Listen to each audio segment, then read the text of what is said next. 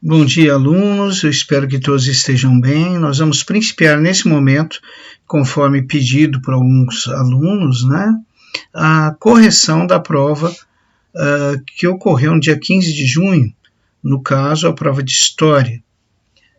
Vamos então analisar as questões juntos, verificando as alternativas que estão corretas. Lembrando a vocês sempre que esta correção vai ficar disponível para vocês na plataforma e se transformará em mais um elemento de estudo, porque vai ficar totalmente à disposição de vocês. Vocês poderão revê-la quantas vezes julgarem necessário. Ok? Vamos lá então para a questão de número 1. Como explicar o sucesso da civilização egípcia, mesmo tendo 80% do seu território ocupado por desertos? A resposta dessa questão é muito simples. São dois fatores que explicam o sucesso da civilização egípcia, mesmo estando a maior parte do seu território ocupado por desertos. Então, o Egito se torna uma civilização próspera, e não devemos esquecer que a principal atividade econômica do Egito é a agricultura, por dois motivos. Primeiro, o Rio Nilo, indiscutível. O Rio Nilo é fundamental para a prosperidade do Egito. Ele está presente em todas as atividades econômicas dos egípcios. Mas não é só o Rio Nilo. Nós temos também a engenhosidade do homem egípcio na manipulação da água, tanto no seu transporte, através de canais, como no seu armazenamento, através de diques. Então, a resposta para o sucesso da civilização egípcia, mesmo tendo 80% do seu território em área desértica, se baseia em duas partes. Primeiro, o Rio Nilo, e segundo, a engenhosidade do homem egípcio na manipulação da água, no seu transporte e no seu acúmulo. Ok? Baseado nesse relato, vamos agora observar os itens. Letra A. A explicação é que o Egito é uma dádiva do Nilo. Verdade. Ou seja, o rio é o único responsável. Aí errou. O rio não é o único responsável. Eu acabei de falar que são dois fatores que identificam o sucesso da civilização egípcia. Primeiro, o Rio Nilo. Segundo, a engenhosidade do homem egípcio na manipulação da água. Então, infelizmente, a alternativa A está errada. Se explica porque os egípcios tinham como principal atividade econômica o comércio. Bom, acabei de falar que a principal atividade econômica do Egito, dos egípcios, era a agricultura. Então, esse trecho inviabiliza a alternativa B. Se explica graças à expansão territorial dos egípcios, resultante de conquistas militares. Essas conquistas forneciam riquezas e escravos às dinastias egípcias. Gente, realmente isso é verdade. Nós sabemos que tanto no Médio quanto no Novo Império, ocorreram processos de expansão territorial dos egípcios através de conquistas militares, e é óbvio que eles, nessas conquistas militares, eles saqueavam, obtinham escravos e obrigavam as nações dominadas a pagar tributos. Mas isso era uma pequena fração, uma fração ínfima do poder, da riqueza do Egito. A riqueza do Egito não vinha disso. Não é isso que explicava a prosperidade da civilização egípcia, até porque os egípcios não são uma civilização de saqueadores. Logo, é uma afirmativa correta, mas fora do contexto. Eita, que minha bateria está acabando. Espera aí, gente. Rapaz. Só um minutinho, viu? Essas coisas acontecem. Só um minutinho. Deixa eu resolver esse problema. Então, como nós estávamos falando, enquanto eu vou botando a energia aqui no notebook, essa alternativa C ela não está errada, só que ela não explica como o Egito, tendo 80% do seu território ocupado por deserto, se transformou numa potência, numa civilização tão próspera. Então, a alternativa C está certa, mas não explica o que a pergunta deseja saber. Vamos para a alternativa D. Se explica através do pleno conhecimento que os egípcios Deixa eu ler de novo aqui que eu me engasguei. Peraí. Se explica através do pleno conhecimento que os egípcios possuíam da manipulação da água e seu transporte e acúmulo. Perfeito. Somado à prosperidade fornecida pelo rio Nilo. Perfeitíssimo. Que nascia nas montanhas da... Ih, agora lascou. Gente, o rio Nilo ele não nasce nas montanhas da Ásia. Ele nasce nas montanhas da África. Erraram o continente aqui. Então, a resposta certa para a questão 1 é letra E. Nenhuma dessas está correta. Essa é a resposta certa. Nenhuma dessas aí explica plenamente como o Egito, tendo 80% do seu território ocupado por deserto, se transformou numa potência cujo principal fator econômico era a agricultura. Então, infelizmente, aí, letra E. Quase que a D deu. Quase. Mas não dá, porque não nasce nas montanhas da Ásia, nasce nas montanhas da África. Vamos para a questão 2 rapidamente. Ainda tem aula, hein? Hoje ainda nós temos que estudar a Grécia Antiga no seu período arcaico. Vamos lá, então. Número 2, sobre a história do Egito, podemos afirmar. Vamos, então, ver sobre a história do Egito, né? O que nos satisfaz aí. Sua história está toda armazenada no período conhecido como período dinástico. Toda armazenada no período conhecido como dinástico. O que lasca é o toda armazenada, porque antes do período dinástico houve o período pré-dinástico. Então isso inviabiliza a alternativa A, porque a história da civilização egípcia não está toda no período dinástico. Ela também tem uma parte que ocorre no período pré-dinástico. Então, a alternativa A, infelizmente, está errada. Vamos para a alternativa B.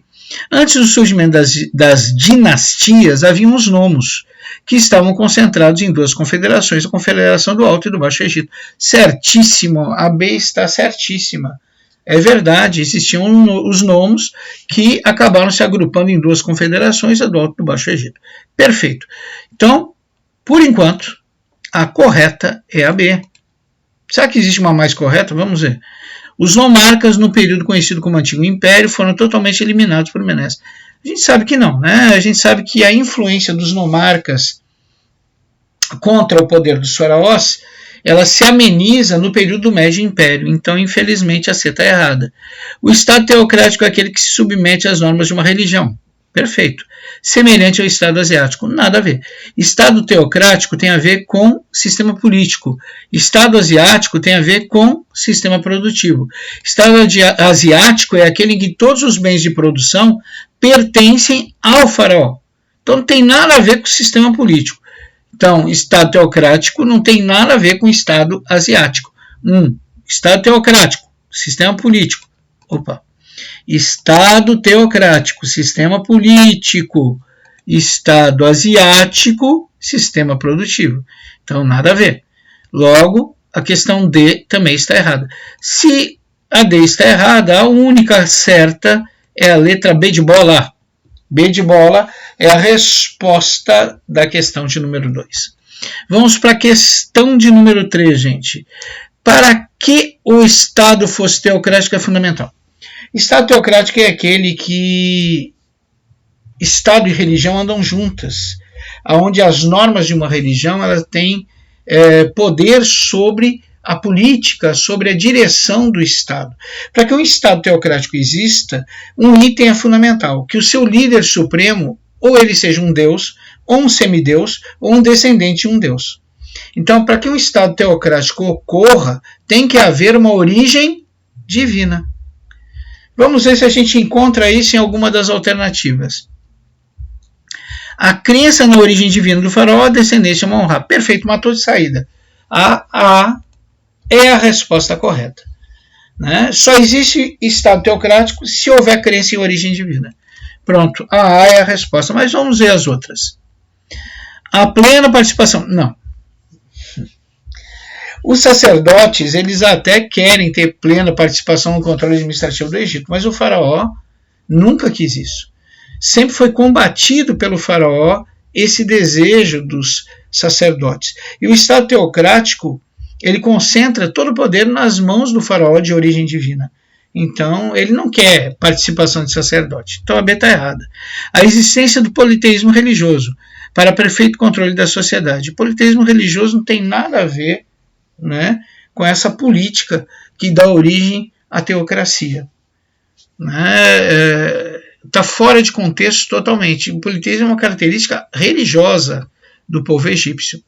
A existência do antroposomorfismo. O antroposomorfismo, para quem não lembra, é quando os deuses são parte homem, parte animais. Eu quero saber o que isso tem a ver com o Estado teocrático. Nada.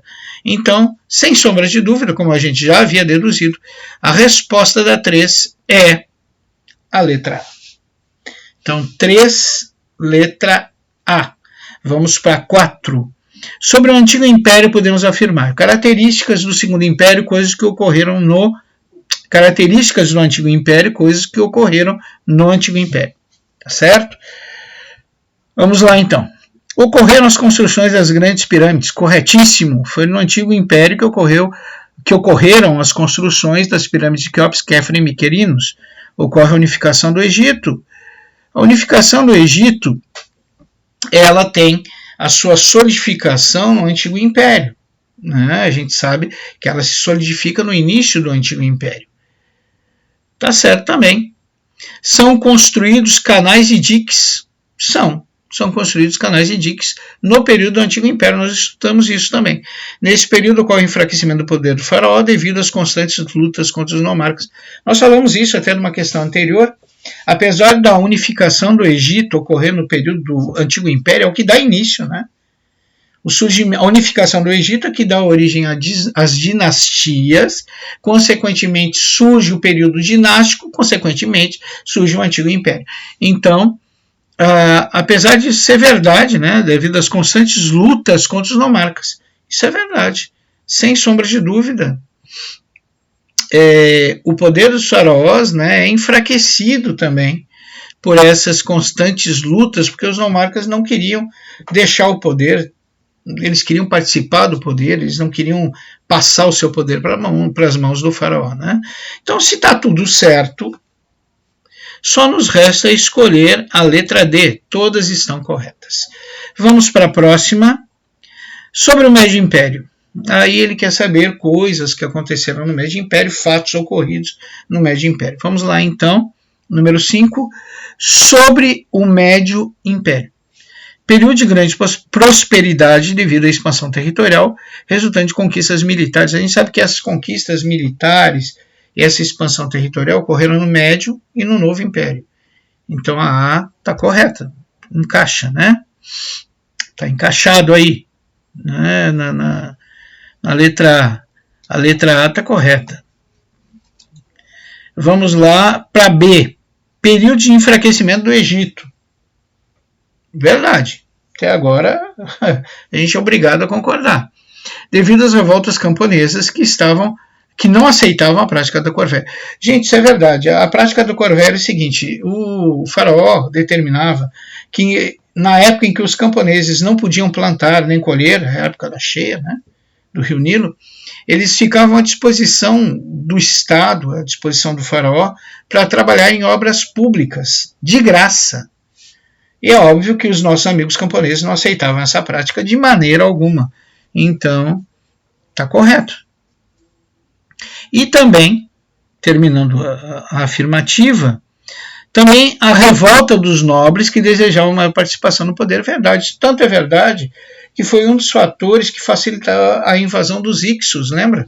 Então, está correto aí, viu? Está corretíssimo. A B está correta. Então a A está correta, a B está correta, a gente já podia concluir que todas estão corretas, mas vamos adiante. Nesse período ocorre a invasão dos Ixos, tá certo? Que a princípio residem no nordeste da África, tá certo? Lá se preparam para uma invasão ao Egito, correto? Que só foi possível graças ao enfraquecimento do Império Egípcio devido às revoltas internas. Perfeito. Então se A está certa, B está certa, C está certa, todas estão corretas. Ok, gente? A questão de número 5, todas estão corretas. Vamos para a questão de número 6. Sobre os Ixos é correto afirmar. Então, vamos ver o que é correto afirmar sobre os Ixos. Após a invasão Ixa, se fixaram no Alto Egito. Isso aqui, ó, inviabiliza a alternativa, porque eles se fixaram no Baixo Egito. Nesse período, o vizir José convida os hebreus, vamos ver a alternativa B. Nesse período, o vizir José convida os hebreus a residirem no Egito, ocupado pelos Ixos, segundo alguns historiadores. O faraó de origem íxia que recebe os hebreus é Apópis I. Perfeito. A alternativa B está certa.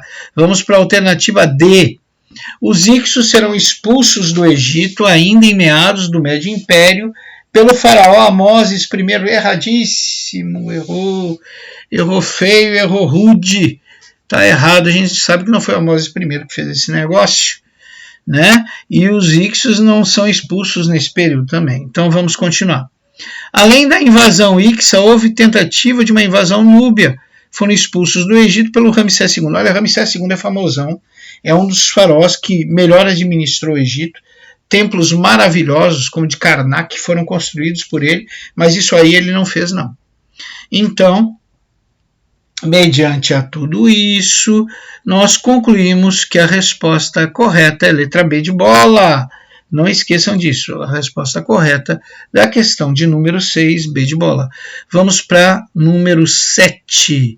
Sobre o período do Novo Império, podemos afirmar coisas que ocorreram no Novo Império. Ocorreu o surgimento do monoteísmo religioso. Ocorreu. Lembra de Akenaton? Pois é, Novo Império. Nesse período ocorreu a expansão territorial do Egito graças a conquistas militares. Ocorreu no Médio e no Novo, né? Então, é verdade. Nesse período ocorreu o retorno do politeísmo. Ocorreu, porque quando Akenaton morre, o filho dele, Tutankhamon, reinstaura o politeísmo, até mesmo para trazer de volta a harmonia ao Egito, né? Então, é verdade também. Foi um período de muitas revoltas, principalmente sacerdotes, foi. A gente acabou de ver isso, né? Essas revoltas, elas serão tantas que vão acabar dividindo o Egito de novo em dois, né? No Alto Egito e Baixo Egito. Bom, se todas as respostas estão corretas, só nos resta assinalar a alternativa E.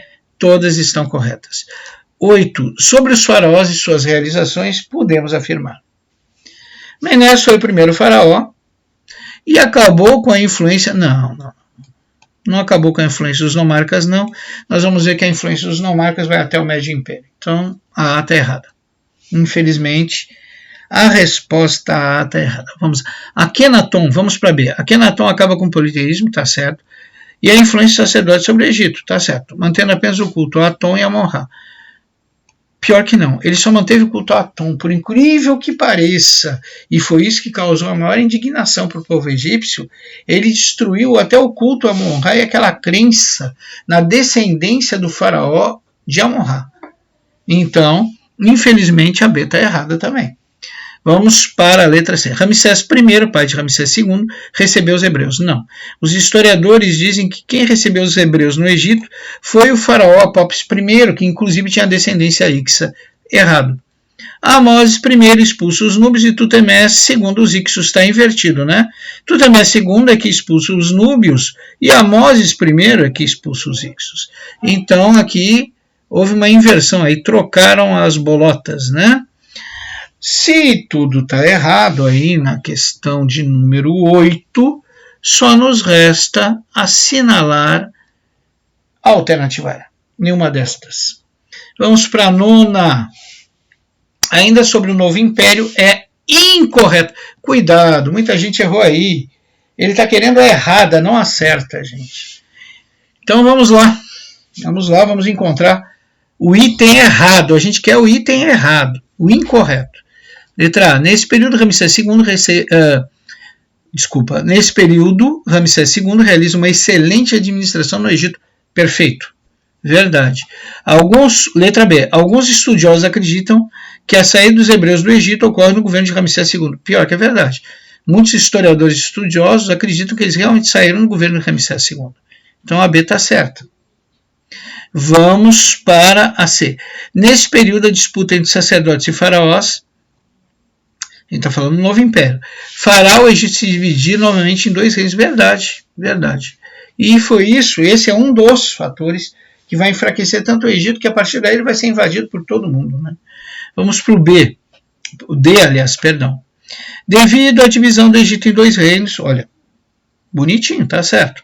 E as constantes revoltas internas, podemos afirmar que esses foram os principais motivos para as constantes invasões estrangeiras ao Egito, né?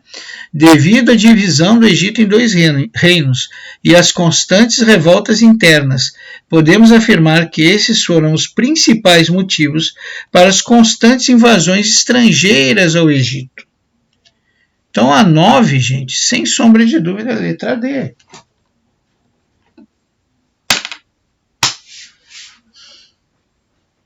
Né? Se é a letra D e tá certinha, né? E a gente não quer a certinha, então, aí por lógica, né? Por lógica, só sobrou uma alternativa. Que alternativa que sobrou? A letra E. Os últimos estrangeiros a invadir o Egito foram os macedônios. Mentira, foram os romanos. Então, a incorreta é, muita gente errou essa questão porque se embananou, esqueceu o que queria, o que era pedido era a incorreta, não a correta. Então, se a A está certa, a B está certa, a C está certa, a D está certa, só sobrou a E. E a E realmente está errada porque os últimos a invadir o Egito foram os nossos amigos romanos. Tá ok? Então, a 9 é letra E de escada. E finalmente a 10ª questão.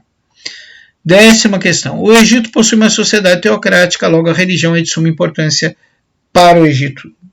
Perfeito. Baseado nisto, analise as afirmativas abaixo, determinando a correta. Para os egípcios, a imortalidade da alma estava ligada à prática da mumificação. Estava. Vocês lembram que eles acreditavam que a alma só permaneceria eterna enquanto o corpo fosse preservado. E que durante o ano, determinado dia durante o ano, a alma voltaria para visitar o corpo e se não o encontrasse, ela acabaria, a sua eternidade findaria. E ela se uniria ao cosmos, né? Mais ou menos isso. Então, realmente a A está correta. A gente podia parar aqui. Ó. Se as outras, como não tem opção, todas estão corretas, provavelmente a resposta é a letra A. B. Para os egípcios, a maior parte dos deuses estavam ligados a fenômenos da natureza e uma pequena parte ao antropomorfismo. Não, gente. O antropomorfismo, que é o deus metade homem, metade animal, correspondia à maior parte dos deuses do Antigo Egito, então não é uma pequena parte. O que inviabiliza isso aqui, esse negócio aqui é uma pequena parte. Bom, vamos para a letra C. Os egípcios, o politeísmo era fundamental, devido à crença que todos os deuses eram filhos de Amon-Ra, e não adorá-lo seria provocar a ira do deus maior, Amon-Ra, da onde descendiam os faraós. Gente, aí fez uma salada mista, né? É uma meia-verdade, realmente os faraós descendiam de Amon-Ra, né? Pelo menos os egípcios acreditavam, mas o politeísmo não existia porque devido à crença que todos os deuses eram filhos de Amon-Ra. Então aqui uma salada mista errada aí. Tem um pedacinho que é verdade, que os faraós eram descendentes de Amon-Ra, mas o resto aí não corresponde. Então a C está errada. Por enquanto a gente está ficando com a A. Tutmés II ficou conhecido como o último, não foi o último faraó do Egito. Né? E após dele, também não foi após dele que foi fim do politeísmo. Akhenaton foi chamado de flagelo dos deuses, verdade. Encerrou o politeísmo no Egito, verdade. Mantendo apenas o culto ao Aton, não. Ele manteve apenas o culto ao Aton. Amon-Ra foi descartado. Por isso que os egípcios enlouqueceram. Né? Por isso que os egípcios enlouqueceram. Né? Ele já ter fechado os templos, expulso sacerdotes, preso, morto sacerdote, já era uma coisa terrível, mas negar a descendência de Amon-Ra era tirar a origem divina do faraó, e isso acabou provocando uma revolta no povo egípcio, que não via mais o faraó como um deus, um semideus. Bom, depois de tudo isso, a única resposta que está correta realmente é a letra A. Para os egípcios, a imortalidade da alma estava ligada à prática da mumificação. Ok, gente? Então, vocês deviam ter preenchido aí o gabarito da seguinte forma. Primeira, letra E. Opa, é maiúsculo que tem que botar. Letra E. Segundo, B de bola. Terceiro, A de anão. Quarto, E de escada. 5, D de dado. 6, B de bola. 7, E de escada. Oitavo, E de escada. Nono, E de escada. E décimo, A de anão. Esse deveria ter sido o nosso gabarito, né? O gabarito deveria ser preenchido dessa forma para que vocês tirassem 10. De qualquer forma, o resultado na prova de história do primeiro ano foi bem aceitável. A maior parte dos alunos ficou acima da média e nós temos a certeza que com mais afinco, mais estudo, mais participação, mandando principalmente isso, viu? Mandando as tarefas exigidas pela plataforma, o resultado em todas as provas, não só de história, será bem mais satisfatório. Ok? Bom, com isso encerramos a nossa correção da prova de história, primeiro ano ensino médio. Espero que vocês tenham compreendido. Qualquer dúvida, enviem pela plataforma. Agradeço a vocês, peço que Deus abençoe a vocês e as vossas famílias e até breve.